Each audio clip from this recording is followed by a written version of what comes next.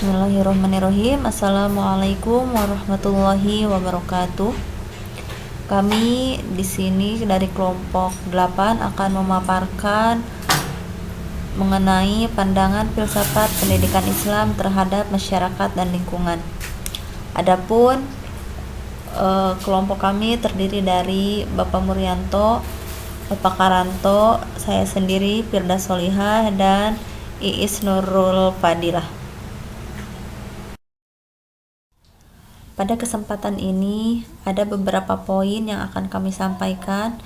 Yang pertama, pendahuluan. Yang kedua, definisi filsafat pendidikan Islam. Yang ketiga, pandangan filsafat pendidikan Islam terhadap masyarakat. Yang keempat, pandangan filsafat pendidikan Islam terhadap lingkungan. Dan yang terakhir yaitu kesimpulan. Pembahasan yang pertama yaitu pendahuluan yang akan disampaikan oleh saya sendiri. Assalamualaikum warahmatullahi wabarakatuh. Di sini saya akan menjelaskan mengenai latar belakang bagaimana pandangan filsafat pendidikan Islam terhadap masyarakat dan lingkungan. Sebagaimana yang telah kita ketahui bahwa manusia merupakan makhluk ciptaan Allah yang paling sempurna dibandingkan dengan makhluk yang lainnya. Mengapa? Karena manusia dianugerahi akal dan pikiran, sehingga manusia mampu membedakan mana yang baik dan mana yang benar, serta manusia mampu mengetahui berbagai macam bidang ilmu pengetahuan yang ingin diketahuinya.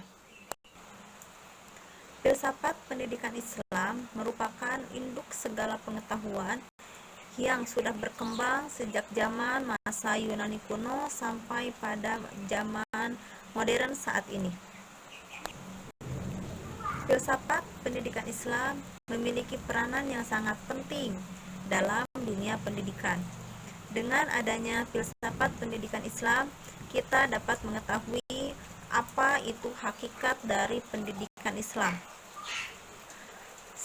Dan kita dapat mengetahui bagaimana pandangan filsafat pendidikan Islam terhadap masyarakat dan lingkungan. Filsafat pendidikan Islam merupakan suatu ilmu pengetahuan yang berorientasikan kepada suatu ajaran agama Islam yang bertujuan untuk membentuk peserta didik agar memiliki pengetahuan dan keterampilan serta perilaku yang baik sesuai dengan syariat ajaran agama Islam. Maka dari itu, pada kesempatan kali ini kami akan membahas mengenai bagaimana pandangan filsafat pendidikan Islam terhadap masyarakat dan lingkungan. Adapun tujuan dari pembahasan kali ini yaitu yang pertama untuk mengetahui apa definisi filsafat pendidikan Islam. Yang kedua, bagaimana pandangan filsafat pendidikan Islam terhadap masyarakat. Yang ketiga, yaitu bagaimana pandangan filsafat pendidikan Islam terhadap lingkungan. Untuk mengefisiensikan waktu, mari kita mulai pembahasan kali ini. Yang pertama yaitu mengenai definisi filsafat pendidikan Islam yang akan dipaparkan oleh saudara Mbak Iis Nurul Fadilah. Definisi filsafat pendidikan Islam. Filsafat pendidikan Islam menurut para tokoh yang pertama yaitu menurut Sayyid Muhammad Naqib al-Abbas adalah suatu cara berpikir tentang pendidikan yang memandang pendidikan sebagai integral dari pengembangan totalitas manusia, yaitu pengembangan spiritual, intelektual, moral, sosial, dan estetika berdasarkan tuntunan dan prinsip-prinsip agama Islam. Yang kedua, menurut Al-Faruqi. Menurut Al-Faruqi, filsafat pendidikan Islam adalah usaha sadar manusia untuk memperoleh pengetahuan mengenai Tuhan, dirinya sendiri, alam semesta, dan hubungan antara keduanya, serta mengembangkan kualitas diri dalam kerangka pandangan dunia Islam. Yang ketiga, menurut Muhammad Naim Yasin, filsafat pendidikan Islam adalah upaya sadar untuk mengintegrasikan keimanan, pengetahuan, moralitas, dan tindakan dalam konteks nilai-nilai dan ajaran Islam dengan tujuan membentuk manusia yang berakhlak mulia, berpengetahuan luas, dan berkompeten pada kebenaran.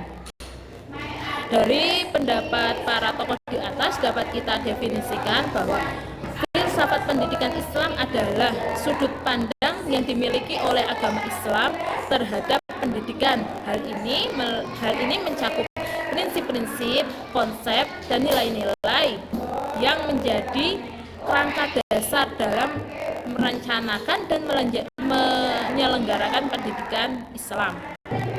Filsafat pendidikan Islam mengintegrasikan aspek spiritual, moral, intelektual, dan sosial dalam pendekatan pembelajaran. Tujuan utama dari filsafat pendidikan Islam adalah membentuk manusia yang berakhlak baik, berilmu pengetahuan, dan berperan aktif dalam masyarakat. Tujuan filsafat pendidikan Islam melibatkan pembentukan karakter yang kuat dengan fokus kepada kesalehan, kejujuran, keadilan, dan sikap saling menghormati. Filsafat pendidikan Islam memiliki peran penting karena pendidikan bukan hanya sekedar pentransferan pengetahuan, tetapi juga melibatkan pembentukan karakter, pengembangan spiritual, dan keterlibatan aktif dalam membangun masyarakat yang lebih baik. Pandangan filsafat pendidikan Islam terhadap masyarakat. Pertama, hakikat masyarakat. Hakikat masyarakat adalah kelompok manusia yang saling terkait oleh sistem adat istiadat, norma-norma, dan mereka hidup secara bersama-sama membentuk suatu kelompok. Definisi masyarakat sebagai sekumpulan individu dan kelompok yang diikat oleh kesatuan agama, kebudayaan, dan agama. Prinsip-prinsip yang menjadi dasar pandangan terhadap masyarakat berisikan dua pemikiran, yaitu yang pertama, masyarakat merupakan kumpulan individu yang terikat oleh kesatuan berbagai aspek seperti tanah air, budaya, agama, tradisi, dan lain-lainnya. Yang kedua, masyarakat Islam memiliki identitas tersendiri yang secara prinsip berbeda dari masyarakat lainnya. Hubungan masyarakat dengan pendidikan Islam. Antara masyarakat dan pendidikan Islam memiliki hubungan yang erat. Menurut Restu Andrian, yaitu masyarakat dan pendidikan merupakan dua komponen yang tidak dapat dipisahkan satu sama lainnya. Masyarakat membutuhkan pendidikan, begitu pula sebaliknya. Tanpa masyarakat, pendidikan tidak akan berjalan dengan baik karena di dalam pendidikan terdapat unsur masyarakat seperti guru, peserta didik, dan lainnya. Begitulah sebaliknya, tanpa ada pendidikan, masyarakat akan menjadi bodoh dan tidak mempunyai ilmu pengetahuan. Prinsip-prinsip pandangan pendidikan Islam terhadap masyarakat yaitu A. Masyarakat Islam selalu bekerja sama, saling tolong-menolong, beradaptasi, berpartisipasi dalam kehidupan sehari-hari. B. Masyarakat Islam selalu mengambil semua aspek kehidupan serta mengembalikan hukum kepada sumber hukum Islam yang hakiki, yaitu kalamullah atau Al-Quran dan Al-Hadis sebagai sumber hukum di kehidupannya. Yang C. Masyarakat Islam selalu berinovasi dan mengembangkan ilmu pengetahuan dan teknologi dengan adanya kemajuan ilmu pengetahuan teknologi untuk membuat masyarakat Islam lebih berpendidikan dan lebih jenius, serta selalu membawa nilai-nilai Islami di kehidupannya sehari-hari. Bapak Ibu sekalian, yang selanjutnya adalah pandangan filsafat pendidikan Islam terhadap lingkungan. Hubungan antara manusia dan lingkungan atau alam sangat berkaitan dan saling membutuhkan. Karena manusia tidak bisa hidup mandiri tanpa menggunakan alam. Sedangkan alam membutuhkan manusia untuk merawat dan menjaga kelestariannya. Allah berfirman dalam Quran surat Al-A'raf ayat 7 yang artinya, sesungguhnya kami telah menempatkan kamu sekalian di muka bumi, dan kami adakan di muka bumi sumber penghidupan. Amat sedikitlah kamu bersyukur. Dari dalil Al-Quran ini bisa kita ketahui bahwa Allah menciptakan alam semesta untuk dipelajari, agar manusia dapat menjalankan fungsi dan kedudukannya di muka bumi ini. Lebih dari 750 ayat Al-Quran yang menunjukkan fenomena alam dan manusia diminta untuk memikirkan agar mampu mengenal Tuhan melalui tanda-tandanya. Di dalam Al-Quran sudah diberitahu fungsi dari alam yang bisa dimanfaatkan manusia sebaik-baiknya. Di antaranya yang pertama, tanah. Tanah merupakan unsur penting yang menyediakan sumber makanan, energi, oksigen, dan air.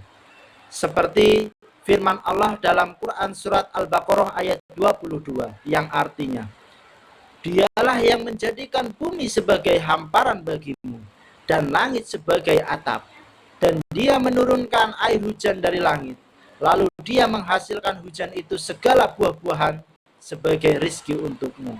Karena itu janganlah kamu mengadakan sekutu bagi Allah padahal kamu mengetahui. Dari firman Allah tersebut kita ambil pelajaran bahwa tanah bisa dimanfaatkan sebaik mungkin untuk menghasilkan rizki yang manusia butuhkan. Yang kedua, air. Air merupakan kebutuhan pokok manusia untuk keberlangsungan hidup. Karena 70% komponen manusia adalah air.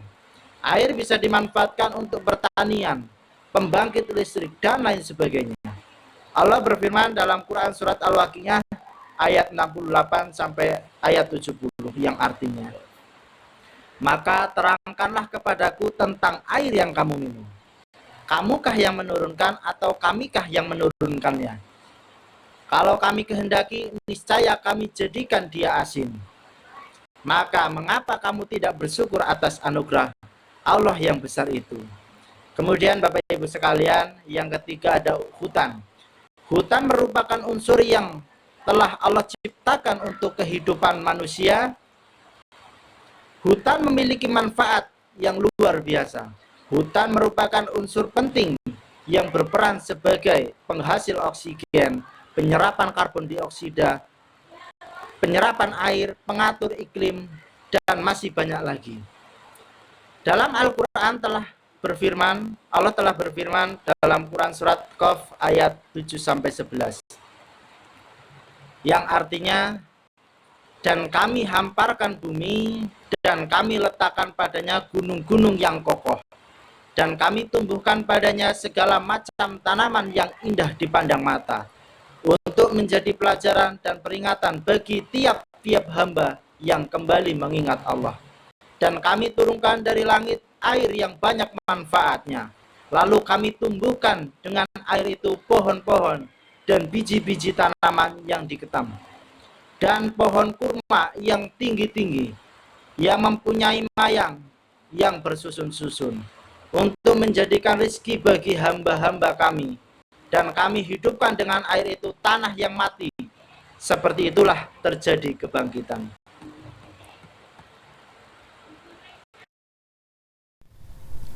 Adapun kesimpulan dari pemaparan di atas, bahwasanya filsafat pendidikan Islam mengintegrasikan aspek spiritual, moral, intelektual, dan sosial dalam pendekatan pembelajaran. Tujuan utama dari filsafat pendidikan Islam adalah membentuk manusia yang berakhlakul karimah, memiliki ilmu pengetahuan, dan berperan aktif dalam masyarakat. Masyarakat adalah kumpulan kelompok manusia yang saling terkait oleh sistem adat istiadat, norma-norma, dan mereka hidup secara bersama-sama membentuk suatu kelompok. Dengan ilmu pengetahuan, manusia harus menjaga lingkungan dan bertanggung jawab atas dirinya, sesama manusia, dan alam yang menjadi sumber penghidupan. Sekian pemaparan dari kami mengenai pandangan filsafat pendidikan Islam terhadap masyarakat dan lingkungan. Jika ada pertanyaan, mohon tulis di kolom komentar. Wassalamualaikum warahmatullahi wabarakatuh.